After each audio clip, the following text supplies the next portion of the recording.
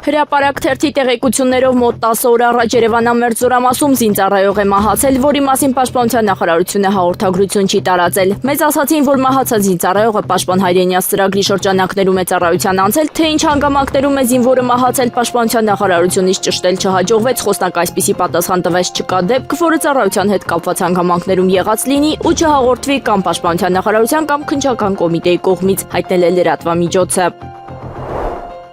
Կառավարությունը ընդունել է հայկական ատոմային էլեկտրակայան ՓԱԳ բաժնետիրական ընկերության N2 էներգաբլոկի շահագործման ժամկետի երկարացման ծրագրով նախատեսված միջոցառումների կատարման ընթացքի վերաբերյալ հաշվետվությունը, որոշման նախագիծը ներառված է եղել գործադիրի երեկվա նիստի չզեկուցվող հարցերի ցանկում։ Հուլիսի 14-ից 21-ն անցկացված ստուգումների ընթացքում պարզվել է, որ Ռուսաստան մատակարարվող ապրանքների արտադրության համար օգտագործվել է վարակված անասնագլխաքանակի կաթ։ Այս մասին տեղեկանում ենք Ռոսելխոզնadzori հաղորդագրությունից հաստատվել են ռուսական շուկայի համար բարձր յուղայնությամբ արտադրանքի արտադրության մեջ երրորդ երկրների հումքի օգտագործման դեպքեր, չնայած Հայաստանի վերահսկողության ծառայության կողմից ավելի վաղ ներկայացված հավաստիացումներին առ այն, որ օգտագործվում է տեղական կամ ԵԱՏՄ ձեռնարկությունների հիմք, հայտնում է ծառայությունը։ Աղբյուրը նշում է, որ հաշվի առնելով բացահայտված խախտումները Ռոսելխոզնadzորը միջոցներ է ձեռնարկել Ռուսաստան առանձնապես վտանգավոր վարակների ներթափանցումը եւ ներքին շուկայում անանվտանգ կաթնամթերքի իրացումը թույլ չտալու ուղղությամբ։ Ներքին գործերի նախարարության կիբերոստիկանությունը հայտնում է հերթական զեղծարարության մասին։ Քաղաքացիները այն մեսիջի միջոցով շարունակում են ստանալ կեղծ հաղորդագրություններ ճանապարհային ոստիկանության անունից։ Այս հաղորդագրությունների նպատակը մեկն է հափշտակել ձեր ֆինանսական միջոցները։ Պարզապես անտեսեք դրանք, բլոկավորեք հեռախոսահամարը կամ ուղարկողի էլ-փոստը, նշված է հաղորդագրության մեջ։ ՄԱԿ-ի զեկույցը շատ մեծ ապտակ է այսօրվա բռնատիրական չարիքի ռեժիմին, ովքեր մեկ տարի շարունակ բարձրախոսում էին, թե ուր է միջազգային մի բան ցույց տվեք, մի բան, մի թուղթ, մի գիր, որտեղ արձանագրված լինի հակառակ այն մասին, ինչ մենք ասում ենք։ Փաստն աչքերի առջև է, դեռ առաջիկայում ավելի ծանր ապտակներ կստանան։ Այս մասին լրագրողների հետ զրույցում ասել է Բագրատ Սրբազանը եւ ավելացրել, այսօր բանտերում հարյուրավոր քաղբանտարկյալներ կան, ասում էին Հայաստանում չկա քաղկալանավոր, հիմա կասկածի տակ դրված է իրենց ասածը, թե ոչ դրված է, չէ, հիմա իրենք պիտի պաշտպանվեն, այլևս հարցակվող չեն, պիտի պաշտպանվեն, բայց ինչպես պաշտպանվեն։ Դարձյալ ստերով, օրինակ հունիսի 12-ի այն ողբերգական դեպքը, երբ կրակեցին ժողովրդի վրա, ռմբահարեցին ժողովրդին, վիրավորեցին 100-ից ավելի մարդկանց, ներկայացնում են իբր թե մենք փորձել ենք գրավել խորհրդարանը։ Եթե մենք փորձեինք գրավել, կգրավեինք, նշել է Բագրատ Սրբազանը։ Իրանի զինված ուժերը հայտարարել են, անցած գիշեր ԱԹՍ-ների միջոցով հարվածներ են հասցրել Բահրեյնում գտնվող ԱՄՆ-ի Շեյխ Իսա եւ Հորդանանի Ալ-Ազրակ ռազմաբազաներին։ Բանակի մամուլի ծառայության հայտարարության մեջ նշվում է, խոցվել են վառելիքի պահեստարաններ, պահեստներ, սարքավորումներով անգարներ եւ ամերիկյան ուժերի տեղակայման վայրեր։ Իրանական կողմը նաեւ հայտնել է թիրախավորվել են ինքնաթիռների վերանորոգման եւ տեխնիկական սպասարկման անգարները։ Հայտարարության համաձայն գործողությունն իրականացվել է անօդաչը թռչող սարքերի կիրառմամբ։ Իրանի իշխանությունները հարվածներ ներկայացրել են որպես ամերիկյան ռազմական ենթակառուցվածքների դեմ իրականացված գործողություն։ Լատվիայի Սեյմը վերջնական ընթերցմամբ ընդունել է օրենքի փոփոխություններ, որոնցով արգելվում է Ռուսաստանում եւ Բելարուսում արտադրված մի շարք ապրանքների ներմուծումը երկիր։ Սահմանափակումների ցանկում կարող են ներառվել ռուսերեն գրքերն ու պարբերականները, տեսախաղերը, խաղալիքները, սպորտային ապրանքները, հագուստն ու կոշիկը։ Արգելքը կգործի ոչ միայն ուղղակի ներմուծման, այլև երրորդ երկրներով մատակարարումների դեպքում։ Մինչդեռ տարանցումը դեպի ԵՄ այլ երկրներ կշարունակի թույլատրվել։ Լատվիայի ագնախարար Բայբա Բրաժեն հայտարարել Ռուսաստանը գրքերն ու մամուլն օգտագործում է քարոզչական նպատակներով։ Կառավարությունն ընդունում է, որոշ ապրանքների գները կարող են աճել, սակայն վստահեցնում է դրանք հնարավոր կլինի փոխարինել այլ երկրների արտադրանքով։ ԱՄՆ նախագահ Դոնալդ Թրամփը հայտարարել է Չինաստանի նախագահ Սի Ցինփինը Միացյալ Նահանգներ կայցելի սեպտեմբերի 24-ին։ Նրա խոսքով այցը կմեկնարկի հենց այդ օրը։ Վաշինգտոնը նաև ակնկալում է, որ 2026 թվականի աշնանը կկայանա Թրամփի պատասխան այցը Չինաստան։ Իրանի գերագույն առաջնորդի խորհրդական Մոհսեն Ռեզային հայտարարել է, ԱՄՆ նախագահ Դոնալդ Թրամփը խելագարի դերից անցել է հուսահատ խաղի։ Նրա խոսքով Շալամչեի ուխտավորների վրա հարձակումը եւ Իրանի ենթակառուցվածքների դեմ սպառնալիքները վկայում են Վաշինգտոնի անօգնականության մասին։ Ռեզային պնդել է, այդ քայլերը ոչ թե ուժի, այլ հուսահատության դրսևորում են։ Նա նաեւ հարց է բարձրացրել, թե արդյոք Իրանը ենթակառուցվածքների դեմ հարձակումներին ավելի կոշտ պատասխան կտա։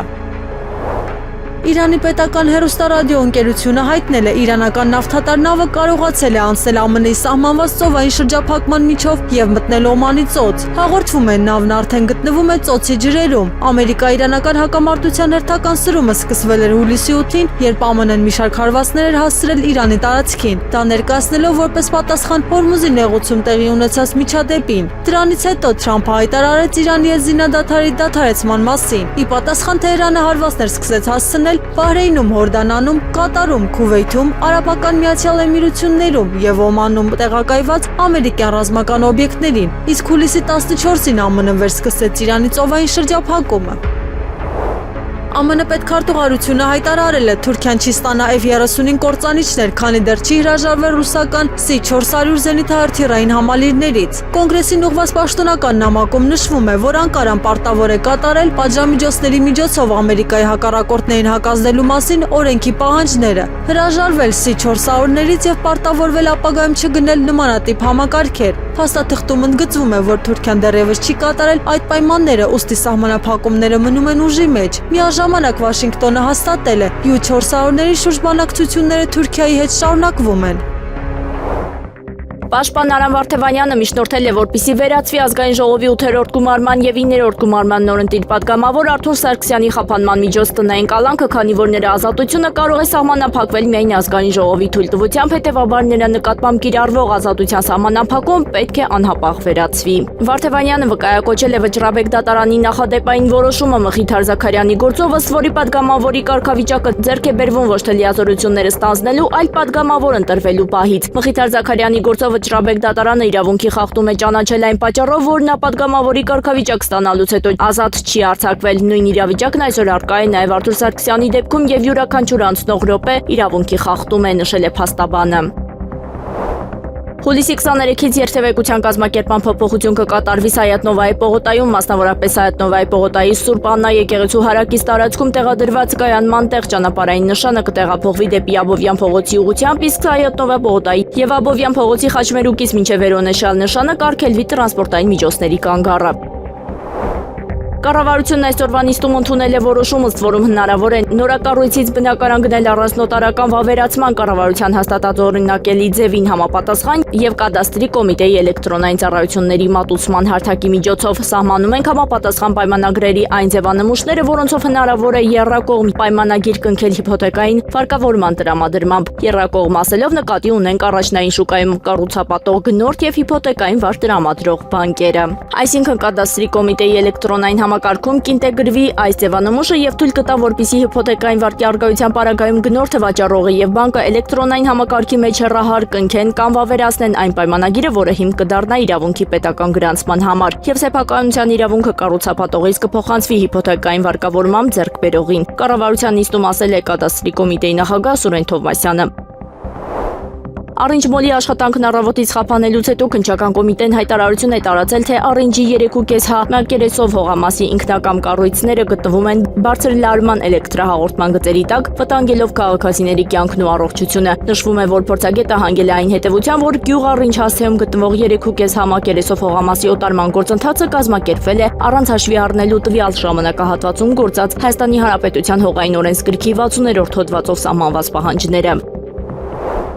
Կառավարությունն այսօր որոշել է անհատույց օգտագործման իրավունքով պետական գույք հատկացնել Հանուն Հանրապետության կուսակցության ղեկավար Արման Բաբաջանյանի լրատվական կայքին։ Որոշման համաձայն կենտրոն վարչական շրջանի Վարդանանց փակուղի 8 հասցեում գտնվող 2125.7 քառակուսի մետր մակերեսով տարածքի 8-րդ հարկից 250 քառակուսի մետր մակերեսով տարածքը 3 տարի ժամկետով անհատույց օգտագործման իրավունքով կհատկացվի Սկիզբ մեդիա կենտրոնին։ Ըստ կառավարության հիմնավորման ընկերությունը միաժամանակ ներկայացրել է գործարարներ դրումային ծրագիր, համաձայն որի լրատվամիջոցի կողմից քննարկվող տարածքում 2 տարվա համար իրականացվող ծրագրի ֆինանսավորման ընդհանուր մեծությունը կազմում է 10 միլիոն դրամ։ Լրատվամիջոցը 3 տարվա ընթացքում կապահովի առնվազն 14000 տեսանյութի, ռեպորտաժի, հարցազրույցի կամ հաղորդման պատրաստում եւ տարածում, լրատվական բովանդակության հասանելիություն առնվազն 54 միլիոն դիտմամբ կամ ընթերցման ծավալով։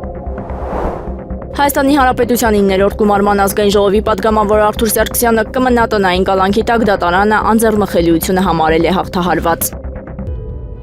ԱՄՆ պետքարտուղար Մարկո Ռուբիոն հայտարարել է, քանի դեռ Իրանը չի համաձայնել գործարքընկել Վաշինգտոնի հետ, նրա համար հետևանքները շարունակելու են խորանալ։ Նրա խոսքով ներկայում Թեհրանը պատրաստակամություն չի ցուցաբերում համաձայնության հասնելու հարցում, ինչի պատճառով ստիպված է լինելու շարունակել վճարել դրա գինը։ Ռուբիոն միաժամանակ ընդգծել է Միացյալ Նահանգների նպատակը երբեք Իրանում իշխանափոխություն իրականացնելու մեջ չի եղել։ Նրա խոսքով Վաշինգտոնի հիմնական խնդիրը Թեհրանին միջուկային զենք ունենալու հնարավորությունից զրկելն է։ ԱՄՆ պետքարտուղարը հավելել է, ամերիկյան գործողությունները կենտրոնացած են Իրանի ռազմական ներուժի թուլացման վրա։ Կրեմլի խոսնակ Դմիտրի Պեսկովը հայտարարել է, Ռուսաստանը շարունակում է բաց մնալ Ուկրաինայի շուրջ բանակցությունների համար, սակայն միաժամանակ իրականացնում է ռազմական գործողությունները։ Նրա խոսքով եվրոպական երկրները շարունակում են խրախուսել Կիևին պատերազմի շարունակմանը, եւ այդ պայմաններում Մոսկվան արձանագրում է իր համար դրական ռազմական դինամիկա։ Պեսկովը նաեւ հաստատել է, Ռուսաստանի եւ ԱՄՆ-ի միջև շփումները շարունակվում են, այդ թվում Սերգեյ Լավրովի եւ Մարկո Ռուբիոյի մակարդակով։ Միաժամանակ նա նշել է, ներկայում որևէ նոր արագացում կամ բեկում բանակցային գործընթացում չի նկատվում։ Կրեմլի գնահատմամբ երկխոսության շարունակությունը դրական է, սակայն արագ արդյունքներն ակնկալելու հիմքեր դեռևս չկան։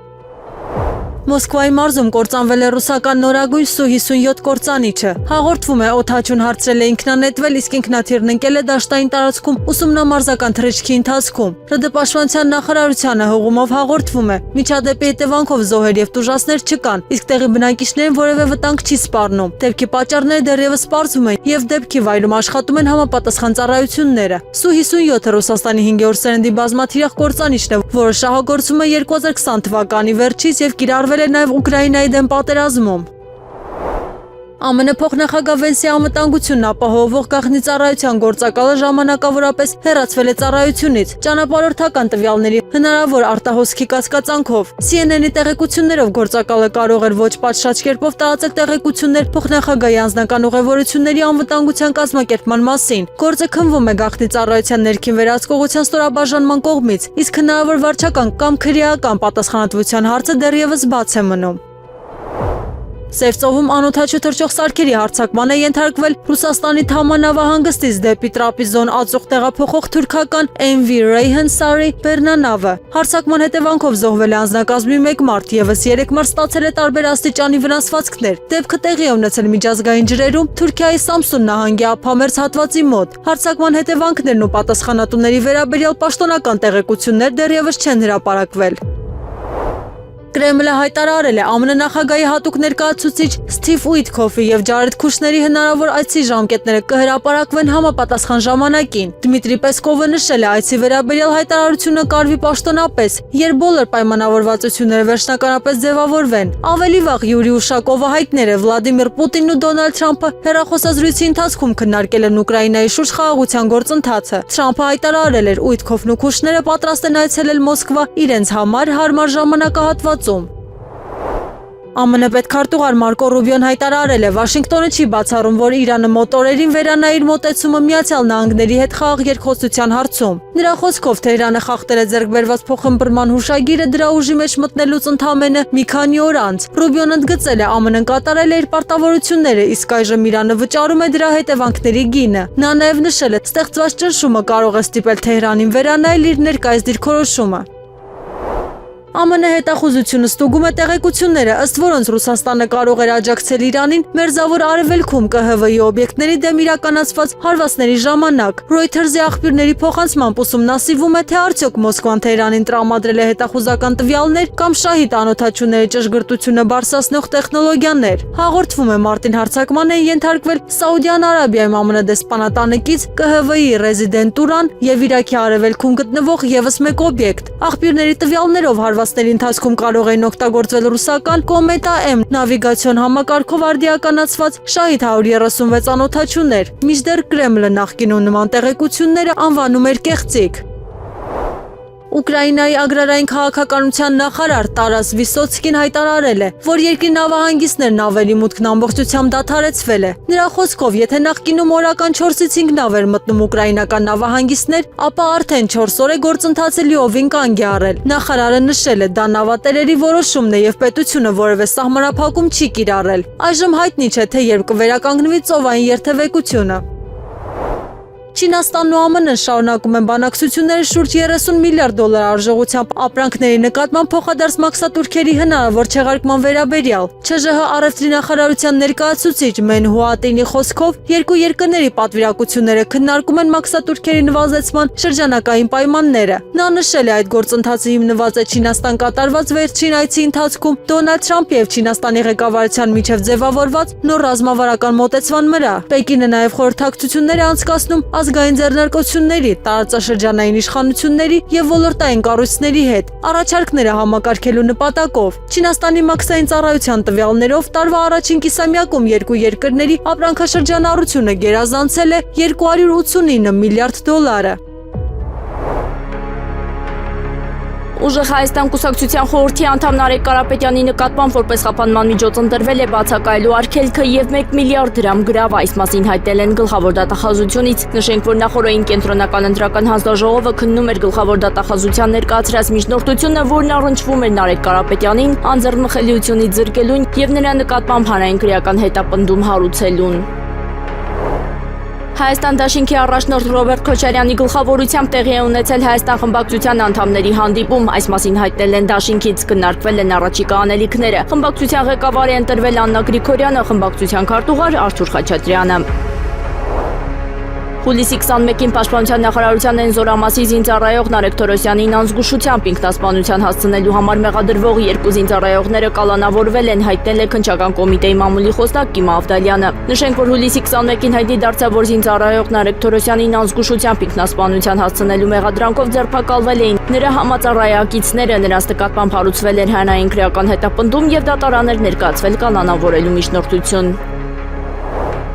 Հայաստանի փոխվարչապետ Տիգրան Խաչատրյանի որոշմամբ տարածքային կառավարման եւ ենթակառուցվածքների նախարար Դավիթ Խուդաչյանը հուլիսի 24-ից 27-ը կգտնվի Իրանի Իսլամական Հանրապետությունում Թեհրանում, որտեղ նախատեսված են հանդիպումներ բարձրաստիճան պաշտոնյաների հետ։ Կառավարության որոշման համաձայն նախարարը գործուղումից վերադառնալուց հետո երրորդյա ժամկետում պետք է ներկայացնի գործուղման արդյունքների վերաբերյալ հաշվետվություն։ Գործուղման ճանապարհածախսն ու օրապահի կհատուցվեն 2026 թվականի պետական բյուջեով տարածքային կառավարման եւ ենթակառուցվածքների նախարարությանը հատկացված միջոցների հաշվին։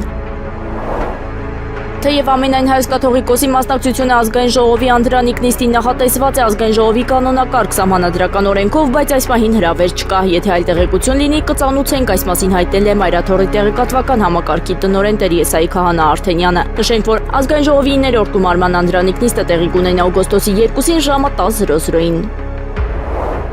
Այսօրվանից գոլդ համարանիշները հնարավոր է ձեռք բերել առանց աճուրդի։ Ներքին գործերի նախարարությունից հայտում են, որ դրանք վաճառվելու են հաստատագրված գներով 250,000 դրամից մինչև 8 միլիոն դրամ, կախված թվերի եւ տարրերի համադրությունից։ Նոր կանոնակարգմամբ մեծ պահանջարկ ունեցող համարանիշների ցանկում ընդգրկվել են նաեւ 0 թվով եւ 1 կամ մի քանի կրկնվող թվերով համադրությունները, նույն կամ տարբեր լատինական տառերով։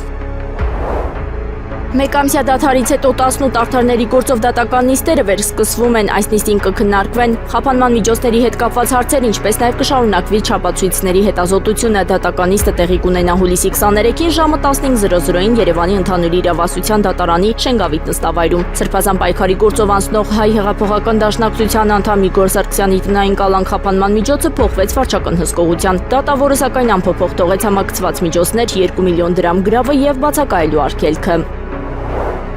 Հրաձգության Հայաստանի հավաքականը շարունակում է հաջող ելույթները։ Շարժվող Թիրախ մրցաձևի աշխարհի առաջնությունը մրցումային երրորդ օրը նորմալ վազք մրցաձևում Գոր Խաչատրյանն ու Հայկ Մինասյանը հաղթահարել են որակավորման փուլը եւ անցել կիզաեզրափակիչ փուլ։ Այս մասին հայտնել են Կրթության, գիտության, մշակույթի եւ սպորտի նախարարությունից։ Հայաստանի էկոնոմիկայի նախարար Գևորգ Պապոյանը հուլիսի 23-ին ընդունել է Հայաստանի Հանրապետությունում ԱՄՆ գործերի ժամանակավոր հավատարմատար Դեյվիդ Ալենին եւ ԱՄՆ դեսպանատան տնտեսական եւ առևտրային բաժնի ղեկավար Էդվարդ Այգլերին։ Այս մասին հայտնել են էկոնոմիկայի նախարարությունից։ Վենեսուելայի նախագահի դեսպանոր Դելսի Ռոդրիգեսը հանդիպել է ՄԱԿ-ի ներկայացուցիչների հետ, քննարկելու հունիսի 24-ի ավերիչ երկրաշարժիչ տուժածներին օգնության հարցը։ Նա շնորհակալություն է հայտնել ՄԱԿ-ի մշտական համակարգող Ջանլուկա Ռամպոլային եւ կազմակերպության թիմին ցուցաբերած աջակցության համար։ Ռոդրիգեսը բարձր է գնահատել ՄԱԿ-ի հետ համագործակցությունը մարդասիրական օգնության ծրագրի իրականացման ընթացքում։ Ռամպոլան ընդգծել է, ՄԱԿ-ը շարունակում է սերտ աշխատել Վենեսուելայի պետական կառույցների հետ տեխնիկական եւ մարդասիրական աջակցություն տրամադրելու նպատակով։ Եվրամիությունը հայտարարել է պատրաստ է պատասխան միջոցներ ձեռնարկել, եթե ԱՄՆ-ն հրաժարվի եվրոպական ապրանքների համար սահմանված 15%-անոց մաքսատուրքերի մասին համաձայնագրից։ Այս մասին հղում անելով իր աղբյուրներին հայտնել է Politico-ն։ Մարտին Եվրոպական խորհրդարանը վավերացրել էր ԱՄՆ-ի հետ առևտրային համաձայնագիրը, որով պահպանվում են 15% մաքսատուրքերը, իսկ ԵՄ-ն պարտավորվում է մինչև 2028 թվականի վերջը գնել 750 միլիարդ եվրոյի ամերիկյան էներգառեսուրսներ։ Ավելի վաղ Financial Times-ը հաղորդել էր, Թրամփը կարող է արդեն այս շաբաթ նոր մաքսատուրքեր սահմանել մոտ 1 տասնյակ երկրների նկատմամբ։ Եվրահանձնաժողովի առևտրի հարցերով գլխավոր տնօրեն Դիտե Յուլ Յորգենսենը հայտարարել է, եթե Վաշինգտոնը խախտի ձեռք բերված պայմանավորվածությունները, Եվրահանձնաժողովը պատրաստ կլինի պատասխան քայլերի։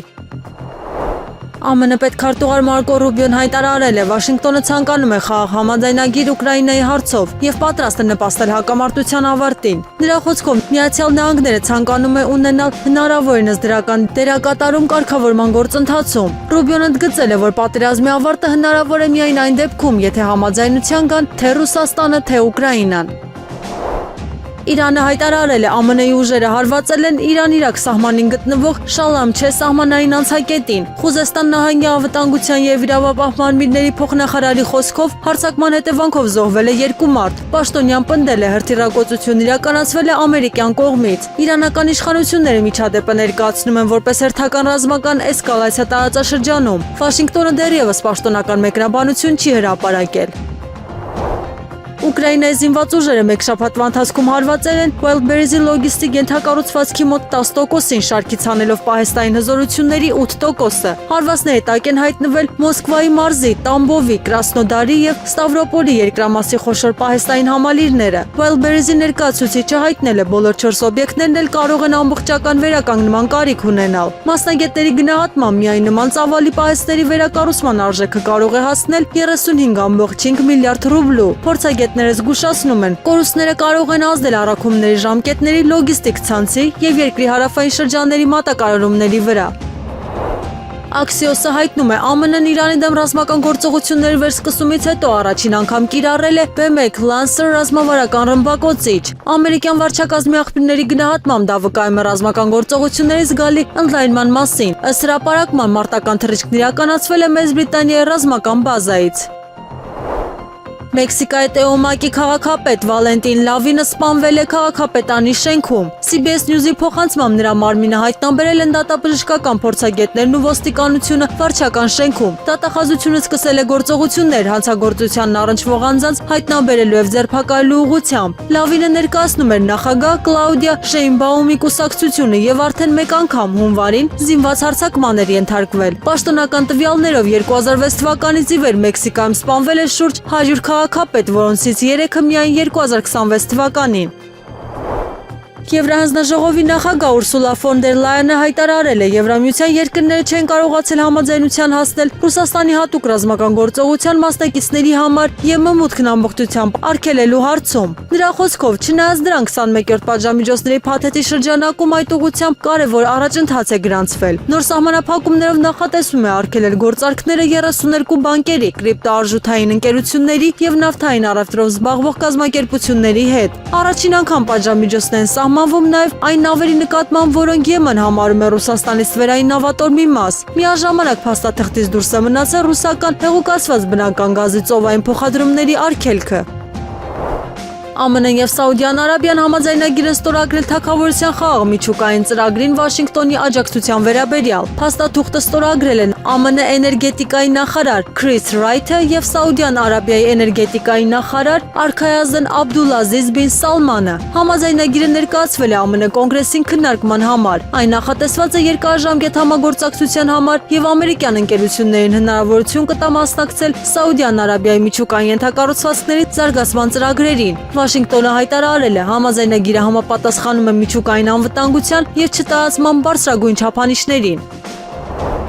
Թասնիմը հայտնել է, Իրանի մի քանի քաղաքներում պայթյունների շարք է տեղի ունեցել։ Տեղեկությունների համաձայն պայթյուններ են արձանագրվել Բանդար-e Մաշահր նավահանգստի եւ Սիրիք քաղաքի մերձակայքում։ Միաժամանակ Ֆարսը հաղորդել է, ամերիկյան ուժերը հարված են հասցրել Ռամշիր եւ Բուշեհր քաղաքներին։ Իրանական աղբյուրները շարունակում են տեղեկություններ հրապարակել տեղի ունեցածի վերաբերյալ։ Զոհերի եւ վնասների մասին ամբողջական տվյալներ դեռ չեն ներկայացվել։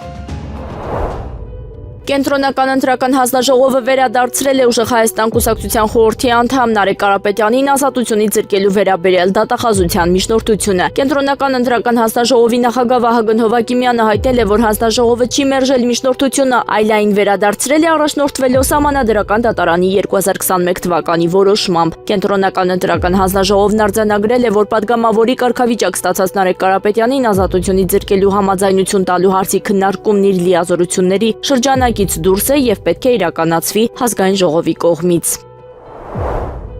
Հուլիսի 21-ին Պաշտպանության նախարարության այն զորամասի զինծառայող Նարեկ Տորոսյանի մահվան դեպքի առթիվ նախաձեռնված քրեական վարույթի նախաքննության ընթացքում վերջինիս համածառայակից կրտսեր սերժանտի նկատմամբ հալուցվել է հանրային քրեական հետապնդում քրեական օրենսգրքի 522-րդ հոդվածի 2-րդ մասի առաջին, 2-րդ եւ 3-րդ կետերով, իսկ շարքային զինծառայողի նկատմամբ 522-րդ հոդվածի 2-րդ մասի առաջին եւ 3-րդ կետերով, այն է զինծառայողին անզգուշությամբ ինքնասպանության հասցնելը։ Վարույթի շրջանակում վերջիններս ձերբակալվել են եւ նրանց նկատմամբ կալանքը որպես խափանման միջոց կիրառելու վերաբերյալ միջնորդություն է ներկայացվել դատարան։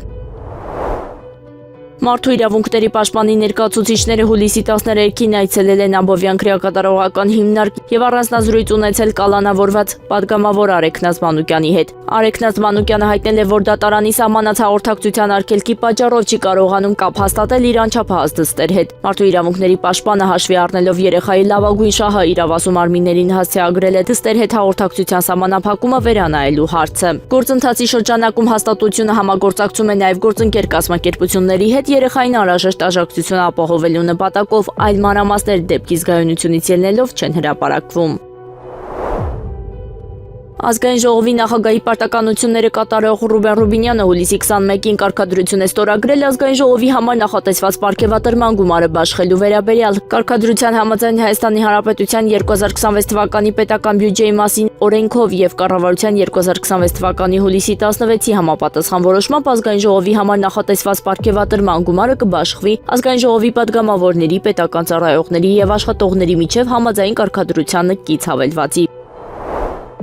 ԱՄՆ ներկայացուցիչների պալատի արտաքին գործերի հանձնաժողովը 44 կողմ 7 դեմ ձայներով ընդունել է փոփոխություն, որով Ադրբեջանին կոչ է արվում անհապաղ եւ անվերապահորեն ազատ արձակել Բաքվում պահվող բոլոր հայ ռազմագերիներին եւ պատանդներին։ Փոփոխությունը 9087 օրինագծում ներկայացրել է կոնգրեսական Բրեթ Շերմանը հանձնաժողովի նախագահ Բրայան Մաստի աջակցությամբ։ Շերմանը հայտարարել է, որ շարունակելու է պայքարել Ադրբեջանի կողմից անօրինական պահվող հայերի ազատ արձակման համար, իսկ Ամերիկայի հայդատի հանձնախումբը նշել է, որ գերիների ազատ արձակումը, արցախահայերի անվտանգ վերադարձը եւ Հայաստանի տարածքից ադրբեջանական զորքերի դուրսբերումը խաղաղության պարտադիր նախապայմաններ են։